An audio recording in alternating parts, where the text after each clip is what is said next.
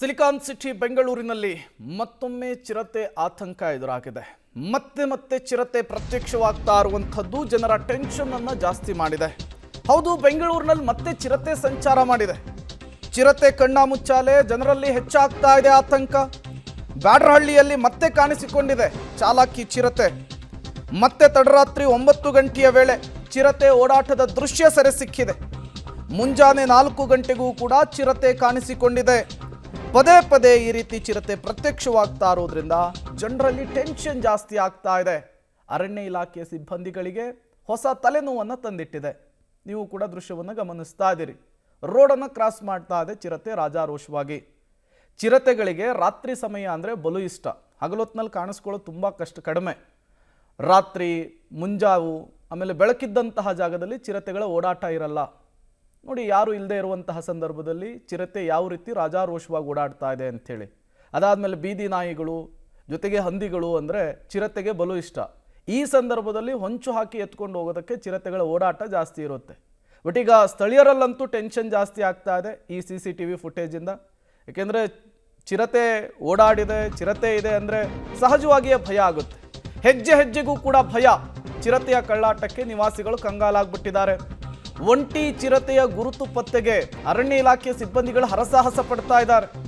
ಚಿರತೆ ಇದೇ ಸ್ಥಳದಲ್ಲಿ ಮರಿ ಹಾಕಿರುವಂತಹ ಅನುಮಾನವಿದೆ. ಭಯದಲ್ಲಿಯೇ ಬ್ಯಾಡರಹಳ್ಳಿ, ಭಾರತ್ ನಗರದ ನಿವಾಸಿಗಳು ಓಡಾಡ್ತಾ ಇದ್ದಾರೆ. ಸಾವನದುರ್ಗ ಬೆಟ್ಟದ ಕಡೆಯಿಂದ ಚಿರತೆ ಬಂದಿರುವಂತಹ ಸಾಧ್ಯತೆ ಇದೆ. ಖಂಡಿತ ಭಯ ಆಗ್ತದೆ ಸರ್. ನೋಡಿ, ಎಲ್ಲರೂ ಹಿಂಗೆ ಬಂದಿದ್ದೀವಿ ಇಲ್ಲಿ ಭಯ, ಅದಕ್ಕೋಸ್ಕರ ಬೇಗ ಹಿಡೀಲಿ ಅಂತಲೇ ನಾವು ಕಾಯ್ತಾ ಇದ್ದೀವಿ ಇಲ್ಲಿ. ಇವತ್ತು ಕೂಡ ಬಂದಿದೆ ಅಂತಂದರೆ 9:09ವರೆಗೆ ನೈಟ್ ಕಾಣಿಸ್ಕೊಂಡಿದೆ. ಅದು ನೋಡಿರೋರು ನಮಗೆ ವಿಡಿಯೋ ಹೇಳಿದ್ದಾರೆ. ಮತ್ತು 4 ಗಂಟೆಗೆ ಒಬ್ಬರು ನೋಡಿದ್ದಾರೆ. ಅವರು ಬಂದ ಮನೆ ಹತ್ರ ಬಂದು ಹೇಳಿದ್ದಾರೆ ನಮಗೆ. ಅದಕ್ಕೋಸ್ಕರ ನಮ್ಮ ಚಂದ್ರನ ಮನೆಗೆ ಹೋಗಿ ನಾವು ತಿರ್ಗಾ ವಿಡಿಯೋ ಚೆಕ್ ಮಾಡಿದ್ದಕ್ಕೆ 15 ಡೇಸ್ ಒಂದು ಪಕ್ಕದಲ್ಲಿ ಗಂಗಬರಿಯವ್ರ ತೋಟ ಅಂತ ಇದೆ. ಆ ತೋಟದಲ್ಲಿ ಕಾಣಿಸ್ಕೊಂಡಿದ್ದ ಪಕ್ಕಲ್ಲೂ ಅದು ವಾಚ್ಮನ್ ಹೇಳಿದ್ರು. ಈಗ ಮೊನ್ನೆ ಒಂದು 15 ದಿನಗಳ ಒಂದು ಹಸು ಅರ್ಧ ತಿನ್ಬಿಟ್ಟಿತ್ತು. ಅಲ್ಲಿ ಹಸು ಕಟ್ತಾರೆ ಅక్కడ ಲಾಸ್ಟಲ್ಲಿ ಹಸು ತಿಂದಿತ್ತು. ಅಂದರೆ ಚಿರತೆ ಅಂತ ಗೊತ್ತಿರಲಿಲ್ಲ, ಬಟ್ ಕಾಣಿಸ್ಕೊಂಡಿದ್ದು ಸತ್ಯ. ಒಬ್ಬರು ವಾಚ್ಮನ್ಗೆ ಇಲ್ಲಿ ಹಸು ತಿಂದ್ಬಿಟ್ಟಿತ್ತು ಅಂತ ಹೇಳ್ತಾರೆ. ಅವಾಗ ಯಾರು ನೋಡಿರಲ್ಲ, ಅವಾಗ ಹಸು ತಿಂದಿತ್ತು ಗೊತ್ತಷ್ಟು, ನಾಯಿ ತಿಂತ ಚಿಂತ ಗೊತ್ತಿಲ್ಲ. ಬಟ್ ನಿನ್ನೆ ನೈಟ್ ಮಾತ್ರ ಹೇಗೇನು ಮೊನ್ನೆ ಆಗಿದ್ದು same route, same way, same timings. 4:45 ಬಂದಿದೆ, ಹೋಗಿದೆ. ಬಹುಶಃ ನಮ್ಮ ಪ್ರಕಾರ ಅಲ್ಲಿ ಅದು ಏನಾದರೂ ಆಹಾರ ಶೇಖರಣೆ ಮಾಡಿರ್ಬೋದು ಅಥವಾ ಮರಿಗೆ ಹಾಕಿರ್ಬೋದು ಸರ್. ನಾವು ನಮ್ಮ ಮನೆ ಪಕ್ಕದಲ್ಲೇ ಇದ್ದೀವಿ ಇಲ್ಲಿ. ಬಟ್ ನಮ್ಮ ಮನೆ ಪಕ್ಕದಲ್ಲಿ ಅಲ್ಲೂ ಸಹ ಕಾಡು ಥರನೇ ಇದೆ. ನಾವು ನೋಡ್ತಾ ಇದ್ದೀವಿ, ಒಂದು ಬರುತ್ತೆ, ಒಂದು 20 ನಿಮಿಷ ಅಲ್ಲಿ ಸ್ಟೇ ಮಾಡುತ್ತೆ, ವಾಪಸ್ ರಿಟರ್ನ್ ಹೋಗುತ್ತೆ. ನಮಗೇನು ಪ್ರಾಬ್ಲಮ್, ಇದು ಭಯ ಅಂತ ಅಂದರೆ ಇಲ್ಲೇನೋ ಮರಿ ಹಾಕಿರ್ಬೋದಾ, ಇಲ್ಲ ಆಹಾರನ ಶೇಖರಣೆ ಮಾಡಿ ಇಟ್ಟಿರ್ಬೋದಾ, ಅದೊಂದು ಭಯ ಇದೆ. ದಯವಿಟ್ಟು ಫಸ್ಟು ಇದನ್ನು ಇಲ್ಲಿ ಎನ್ಕ್ವೈರಿ ಮಾಡಿ ಆಮೇಲೆ ಮುಂದೆ ಕಾರ್ಯಾಚರಣೆ ಮಾಡಬೇಕು ಅಂತ ದಯವಿಟ್ಟು ನಾವು ಮನೆ ಮಾಡ್ಕೊತಾ ಇದ್ದೀವಿ. ಡೀಟೇಲ್ಸನ್ನು ಕೊಡೋದಕ್ಕೆ ನಮ್ಮ ಪ್ರತಿನಿಧಿ ರಾಘು ನೇರ ಸಂಪರ್ಕದಲ್ಲಿ ಜಾಯಿನ್ ಆಗಿದ್ದಾರೆ. ರಾಘು, ಎಂಥವ್ರಿಗಾದರೂ ಭಯ ಆಗೇ ಆಗುತ್ತೆ. ಚಿರತೆ ಓಡಾಡಿದೆ, ಚಿರತೆ ಇಲ್ಲಿದೆ ಅಂತ ಅಂದರೆ ಅರಣ್ಯ ಇಲಾಖೆ ಸಿಬ್ಬಂದಿಗಳು ಜನರ ಭಯವನ್ನು ದೂರ ಮಾಡುವಂತಹ ನಿಟ್ಟಿನಲ್ಲಿ ಯಾವ ರೀತಿ ಕ್ರಮಕ್ಕೆ ಮುಂದಾಗಿದ್ದಾರೆ? ಪ್ರೇಮ, ನಿನ್ನೆ ತನಕವೂ ಕೂಡ ಇಲ್ಲೇ ಇದೆ ಎನ್ನುವಂಥದ್ದು ಕನ್ಫರ್ಮ್ ಇರಲಿಲ್ಲ. ಕೇವಲ CCTV ಆಧಾರದ ಮೇಲೆ ಇಲ್ಲಿ ಓಡಾಟವನ್ನ ಮಾಡಿದೆ ಎನ್ನುವಂತಹದ್ದು ಕಂಡು ಬಂದಿತ್ತು. ಬಟ್ ಆದರೆ ಇವತ್ತು ಪದೇ ಎರಡೆರಡು ಬಾರಿ ಈಗ ಒಂದೇ ಪ್ರದೇಶದಲ್ಲಿ ಕಾಣಿಸ್ಕೊಂಡಿರುವಂಥ ಕಾರಣಕ್ಕಾಗಿ ಈ ಭಾಗದ ಜನರಿಗೆ ಸಾಮಾನ್ಯವಾಗಿ ಆತಂಕ ಹೆಚ್ಚಾಗ್ತಾ ಇದೆ. ಅರಣ್ಯ ಇಲಾಖೆ ಸಿಬ್ಬಂದಿಗಳು ಕೂಡ ಸ್ಥಳಕ್ಕೆ ಬಂದಿದ್ದಾರೆ. ಇನ್ನೇನು ಕೆಲವೇ ಹೊತ್ತಲ್ಲಿ ಕಾರ್ಯಾಚರಣೆಯನ್ನು ಕೂಡ ಆರಂಭವನ್ನ ಮಾಡಲಾಗುತ್ತೆ. ವಿಜುವಲ್ಸ್ ಅನ್ನ ಗಮನಿಸ್ತಾ ಇದ್ರಿ, ಇದೇ ಪ್ರದೇಶದಿಂದ ಅದು ಎಂಟ್ರಿಯನ್ನ ತೆಗೆದುಕೊಳ್ಳುವಂಥದ್ದು.